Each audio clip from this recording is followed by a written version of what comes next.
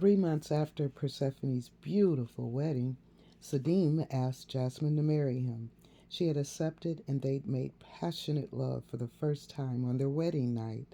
Sadim had always sworn that he'd used condoms for 2 years before he'd met Jasmine.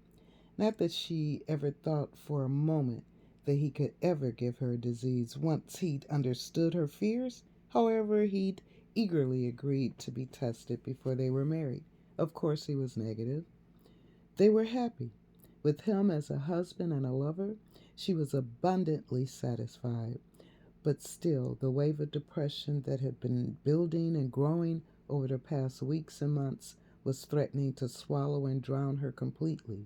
Instead of subsiding with her vacations, it seemed to grow more intense. How could she have gained so much weight?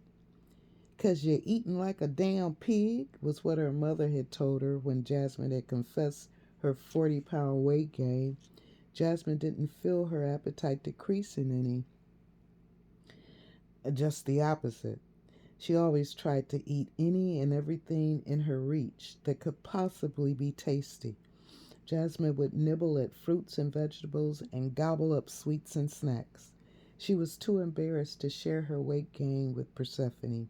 She knew she'd more than likely shock her sister when they arrived in America. But that was the one thing she'd neglected to mention when talking with Persephone over the past months. "You sleepy shots," Sadim whispered to Jasmine after he returned from the restroom and took his seat again. "No, babe, I'm fine. Just a little tired," Jasmine lied.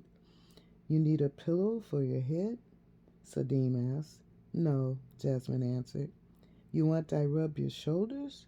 Sadim asked. "No," Jasmine answered, now sounding annoyed. "You want I get you a soda?" Sadim asked. "Yeah, great idea. A soda, good." Jasmine lied and faked a smile. She didn't want a soda. She just wanted Sadim to back off. 5 more hours. Jasmine wished she could fall asleep, but she doubted that would happen as she shifted in the cushioned seat, trying to find a position that she could be comfortable in. Finally, she reached through her purse for the other half of the chocolate bar she'd stashed there earlier.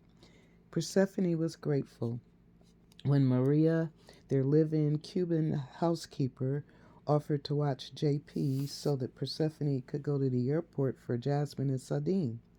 Persephone had checked their flight arrival time, and all was running on schedule. She'd arrived at the airport a half hour early to ensure she could find a parking space close to the international terminals.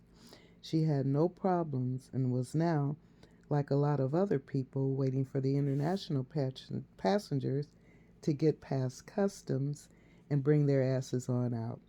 They all seemed to be checking their watches every few seconds, hoping the minutes would go by faster if they kept looking at the time. Persephone had dressed casually in a blue denim summer dress with a white t-shirt underneath. She added a straw Panama hat and large dark sunglasses for anonymity. "I look like the average California girl," she supposed. A paparazzo spotted her and got a few candid snaps. Persephone smiled politely, then searched her big straw bag for the interview magazine she picked up at the magazine stand. "Come on, y'all," Persephone mumbled to herself from behind the large pages of the magazine as she held the publication up and settled further into the chair. Persephone was engrossed in an interesting article about the AIDS organization Act Up and had just finished the final paragraph when she noticed groups of passengers were starting to arrive from the Munich flight. Persephone got out of her seat quickly, tucked the magazine in her purse, and took her shades off, hooking them in her breast pocket. With a smile, she hurried over to the crowd of people greeting the arrivals. She'd first spotted Sadim, and he spotted her. She sprinted over toward him, barely glimpsing Jasmine through the brief views allowed through the crowd.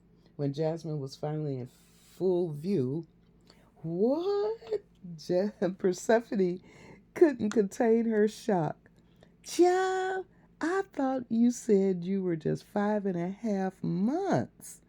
Persephone stood with her mouth open in disbelief. Shut your loud mouth. Shit. The doctor said I'm having twins. Jasmine snapped, now leaving, now living the moment she dreaded. Persephone laughed and hugged Jasmine, professing how great the news of twins was, and how everything was going to be all right, and how she hoped Jasmine would have 2 girls. Why 2 girls? 2 boys. This is Bessa, Sadim declared. He grabbed Jasmine gently by her shoulder and gave her a squeeze and a kiss on her forehead. Yeah, but there's nothing like the love and friendship of 2 sisters, Persephone whispered to Jasmine after she kissed her again on the cheek. She led them quickly, Sadim wheeling the suitcase trolley to where she'd parked the Bentley. Sadim was quiet in the back seat on the ride home. He only laughed occasionally at something the 2 women were discussing. I told you, we just bought this place 8 months ago, and they still haven't completed the work on the renovation, but it's livable, and I love the quiet neighborhood, Persephone began. Were you ever around the Santa Monica area when you lived here, Jasmine? Not much, Jasmine answered. I don't really remember what area. Brentwood district is where we stay. Girl, you'll love it. It might make you change your mind and move back to California.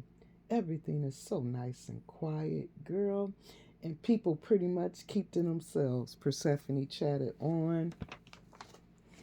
You get along with your neighbors? I mean, don't nobody be tripping on y'all, do they? Jasmine questioned. Oh, no. I know what you mean. That black white thing? Nah. People would only trip because they need to get a life, and they're few and far between. We really don't have any problems, Persephone said conversationally. You remember O.J. Simpson? Sadim, you ever hear of O.J. Simpson? Sadim answered no and kept looking out the window. O.J. who? Jasmine asked. O.J. Simpson. He used to be a football player and he was in the Naked Gun movies. Anyway, he got a nice place just a couple of blocks over, Persephone explained. I ain't never met the man, but Persephone felt as if she were talking to herself.